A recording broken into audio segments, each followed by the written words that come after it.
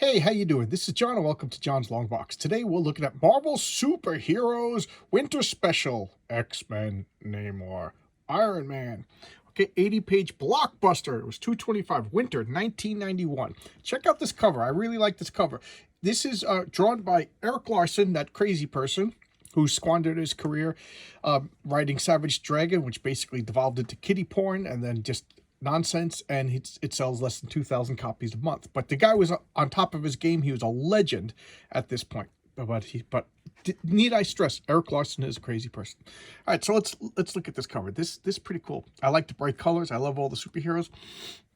And you know what's funny is because I'm so used to Eric Larson's rushed, scratchy, horrible artwork these days that I didn't even recognize this as him. The only spot that I recognized him is the way he draws faces, you know. But then again, I think that's like the calling card of most comic book artists. So here we have, oh, what's this, a video game? Oh yeah, Wolverine video game. And this comic is kind of hard to open up. It's in really good shape, and you'll see why this was a request. So you'll see why this is a request.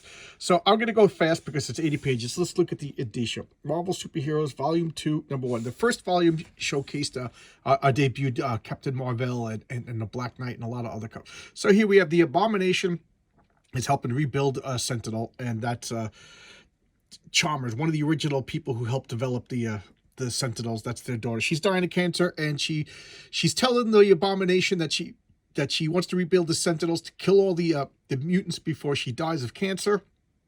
I don't know why the Abomination's going along with that. I don't think that's like part of his like personality trait that he wants to commit genocide, but whatever. And but she's secretly doing something else, and we'll see something else. So Michael Higgins, don't know anything about him. MC Wyman, don't know anything about him. Sam LaRosa, don't know anything about him. Nell Yomtov, colors, I don't. Mike Rosa, I know him. And Tom DeFalco, I know him. I have a feeling that this comic was like a tryout. Like, so they would give people, you know, keep in mind, Marvel was floating. Marvel was floating high. You know, Marvel was high tide floats all boats. So I think they could afford to try out talent in comics like this. So this was like an annual, and it came out every, like, I think seasonal, like 4 times a year. There's the Abomination. So what does she do? So she invents this little cybernetic thing that projects her consciousness directly into the Sentinel. So she is the Sentinel right now. She's controlling Sentinel. So here, this is the X-Men when they were in the Australian outback. Now, I kind of got tired of the X-Men around this point, and I think this was right around where I quit the X-Men. But then, you know, it was like an ex-girlfriend. I'd keep going back. So I would quit the X-Men, but then every year or so, I would go and buy the entire year's worth of comics and catch up. So I don't consider myself collected. Collected means like I couldn't wait for it every month. And of course, now I got to sneeze. And I don't know. I just thought this was like a weird period in X-Men history. Oh God, the sneeze won't go away. And I'm not starting over. So here we have God. Ooh, I turned away. I did not sneeze on the comic. So the X-Men are I don't know, they're doing some like Danger Room kind of stuff in the Australian outback where they have Gateway, the I think a character that was just there to facilitate the plot. He's plot guy. What does Gateway do? Oh, they'll show him later, I think. So the Sentinel is attacking. Beats the crap out of Storm. Here comes Colossus. And I'm going fast on purpose because it's 80 pages. A little bit of fastball special. And I'm calling BS that the Sentinel could regenerate iron and metal. You know, so they come up with the plan. Let's just keep damaging it and overtax its regeneration capabilities. And Havoc is blasting at it. And here's Psylocke. That's what Psylocke originally looked like. Remember, Psylocke was Betsy Braddock. Who was Betsy Braddock? Well, she was a British woman, and she was Captain Britain's sister. So Psylocke is originally a British woman who magically got turned by fetish powers into a sexy Japanese woman. You know, so there you go. That's the original Betsy Braddock. So she's Psylocke, and she's scanning she's basically saying, what am I? I'm useless. This is a robot. You know, I'm not going to be able to help here. And then she's like, wait a minute. There's a mind inside the Sentinel. So the Sentinel reacts and takes her out quick because the Sentinel, like, oh no, you realize something. So she's like, kind of got beat up. And here's Gateway. I never liked this character. Why? Because he was not fleshed out. He was just plot guy. So the X-Men move to Australia, and they meet this mutant, Gateway. He doesn't talk. He doesn't say anything. He's just like this Aboriginal guy who spins around this bull roar, and he teleports them. So that's all he is. He might as well be a device. He might as well be a rocket ship. He might as well just be like a Star Trek transporter. You know, there's no stories about him. He has no mommy. He has no daddy. You know, what's Harrison Ford said about Han Solo. Harrison Ford didn't like Han Solo. He said he had no story. He had no mommy. He had no daddy. He had no story. You know, so that's why he wanted to be out. He didn't want to be in Return of the Jedi. One of the only 3 Star Wars movies ever made. So here they're teleporting, and they're going to go fighting. So they find in this woman, and the body, they're like, it's too late. And now the Abomination, he realized he's been tricked. And what is he doing? He's siphoning off this. This is just typical bad mad scientist plot.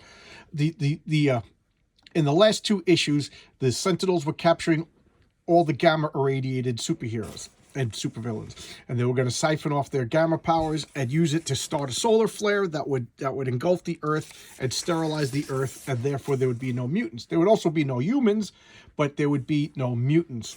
And then the theory was they would develop like kind of a process so that whenever people wanted to breed, they would get genetically screened, and then only humans would be born.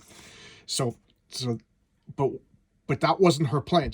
That was just what she said she was going to do to get the Abomination to help her. I don't know why the Abomination would care about that. And now she hoodwinked them, and we'll see why. So now they're all trapped. They're fighting, and she's fighting Storm, and now she's explaining the solar flare mad scientist plot. The Abomination is freed, and she's like, "What's going on?" And it turns out that she was dying of cancer, and she lied to everybody. She just wanted to use the Sentinels to download her consciousness so she wouldn't die. And then once she downloaded a consciousness, there was a subroutine program within the Sentinel that was continuing to destroy, make the solar flare, and she couldn't fight it. So she was like schizophrenic. She was conscious within the Sentinel, but couldn't stop its programming, and she didn't want to live like that, so she flies off into the sun. Then we got some nice drawing of Adam Warlock over here, and that does look like Jim Starlin. I recognize his faces. And then we got leftovers. Namor. And who drew this? Lobdell, Wozniak, Lopez, Albrecht, Albers, and Karp. So this is definitely like tryouts, because I never saw these people, and this art's not that great. So what's going on here? Like I said, I'm going fast. This is the daughter of the Red Raven. Red Raven died in Submariner, I think it was 46. And they are from a lost civilization. Again, a lost, highly advanced civilization of bird people. And that's just an old comic book trope. There's so many lost civilizations. Wakanda, Red Ravens, whatever. And she's the last survivor, and she wants revenge against Submariner. And Submariner's going to all of his old haunts. And these people are liquefied steel. It's just a bad story. I'm not a fan of this story. And so he abandons them, because that's what heroes do. And now he goes under the sea to see what's going on, and he's attacked by a lava octopus. It was just like written by a 7-year-old. So the lava octopus is fighting Namor, and then he's remembering the Red Raven. Is some what's the baseball, Joe DiMaggio. I have this game. I haven't played it in 20 years. Now he's attacked by a Diablo who talks like... Remember, Diablo is supposed to be a 500-year-old Spanish alchemist, but he talks like a pop culture reference guy. I hate that. And look at this bad drawing. Just look at this. And he's just talking about, he transformed those people into steel because he wants some rare elements for his potions. And he's resurrecting the Red Raven's floating city because they need rare elements. Because of whatever. And he's acting like a good guy. And we all know Diablo's not going to act like a good guy. And and now Red Raven's attacking because she wants revenge, and they're fighting, and then she realizes, of course, that Namor didn't kill the Red Raven. It was all an accident, and he's saying what really happened, and he animates the corpses of all the bird people to attack, and she's like horrified. Wouldn't you be? Like, look at this page. She's seeing the corpse of her father attacking her, and she's like, "Daddy, please," and he's just like, "You're desecrating the body of a great man," blah, blah, blah. Baseball cards. And again, I'm going fast on purpose. So he actually destroys the corpse, the animated corpse of Red Raven right in front of the girl. That doesn't cause issues. He also stabs Diablo, but remember, Diablo will reanimate himself. So he's leaving to repair the damage to his body, and baraka braka boom, there goes the destruction of Red Raven City, and now she will be put into comic book limbo because hot Red Raven daughter girl. There's no room for her in modern Marvel. I always liked that drawing from Dungeons & Dragons. What is that? I forget what the name. Oh yeah, the Dark Sun setting. It's one of the few I don't have anything for the Dark Sun setting. Okay, and here's why I did it. Somebody requested Squirrel Girl. So they wanted to know about Squirrel Girl. So I said, okay, you know what? I'll start with her first appearance. So this is the first appearance of Squirrel Girl. So let's look at the credits. Steve Ditko, plot, pencils, and inks. Will Murray, script. Christy Shell's colors, and Brad K. Joyce letter. Okay, of course I know who Steve Ditko is. Legend, Will Murray. I'm not too familiar with Will Murray. And Christy Shell, I've seen her colors before. Brad Joyce, I don't know that name. So Will Murray said that he wanted to make a light-hearted story because he thought comics were getting too dark. Okay, I could see that. So he wanted to base a superhero on his ex-girlfriend, and he said his ex-girlfriend loved animals and she was all into critters and everything like that. So he made up Squirrel Girl, and then I forget who the artist that he actually was assigned to do this. That person dropped out, so he requested Steve Ditko because his girlfriend, who liked the animals, was a big Steve Ditko fan. So he's just like in fanboy heaven. So here's Iron Man. So that's the origin behind the origin. So Iron Man is testing this.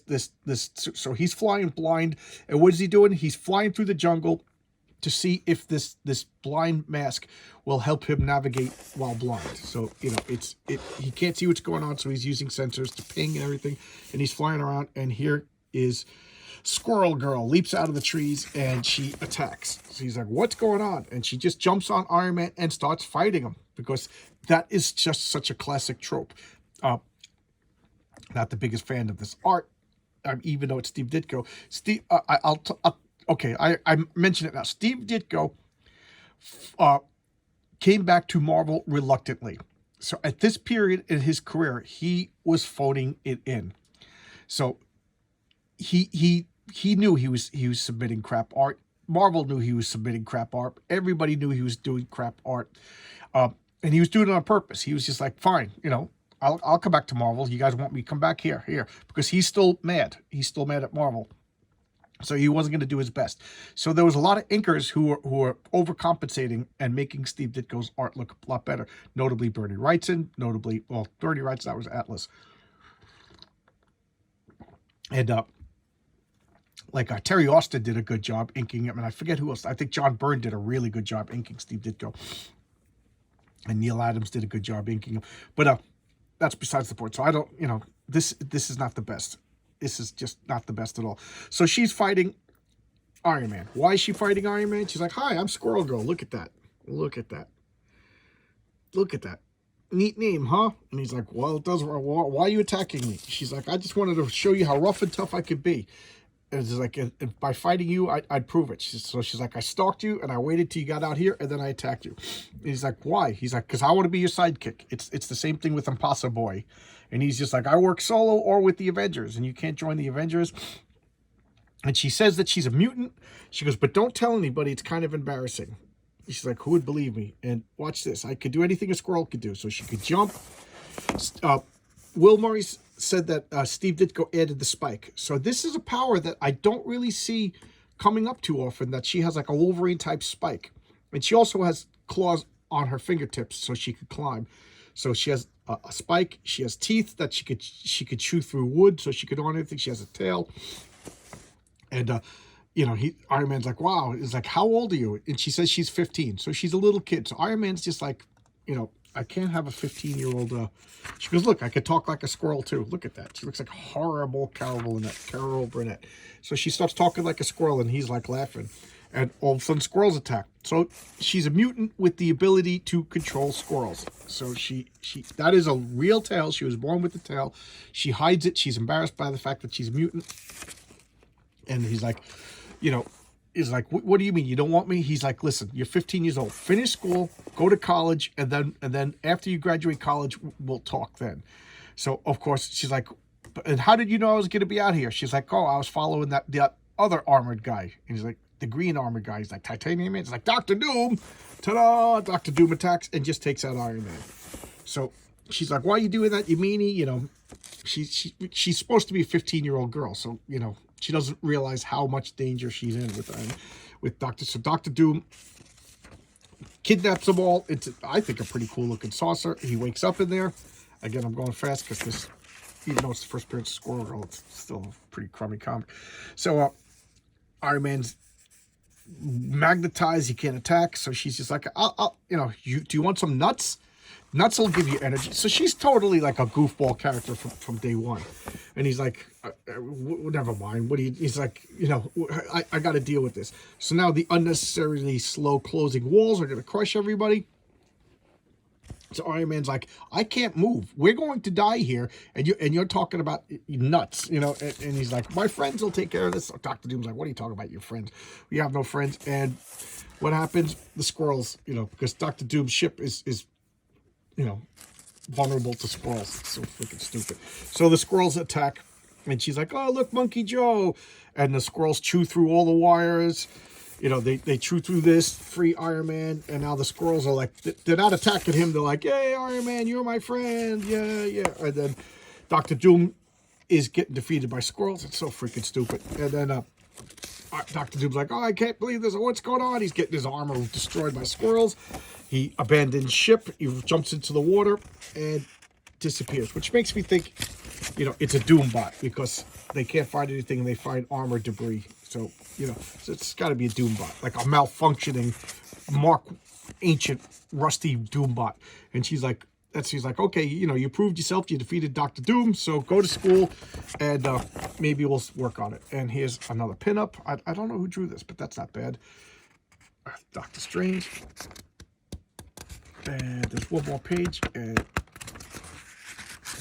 oh, that's the back cover. Come on.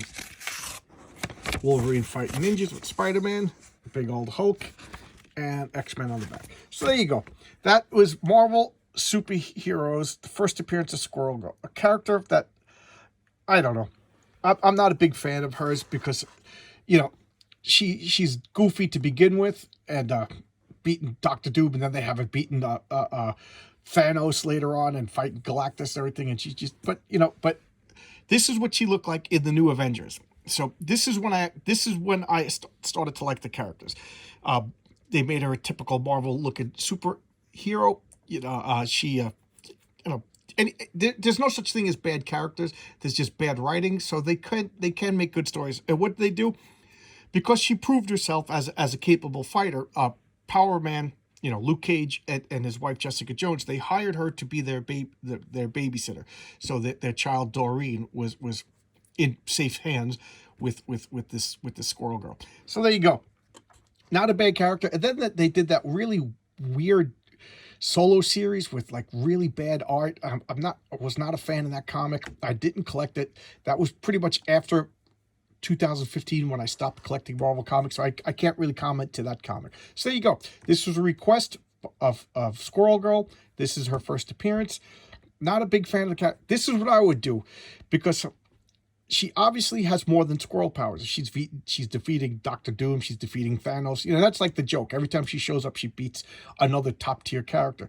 I would make it that she's like an Omega-level mutant with like vast power, cosmic powers, but she just keeps the squirrel things because, you know, limited intelligence or whatever. So she's really like beyond her level power. That's her, but she just chooses to limit herself like this. I don't know. There you go. Because with squirrels, she's beating Dr. Doom, whatever. All right. See you guys tomorrow with another video. Bye-bye.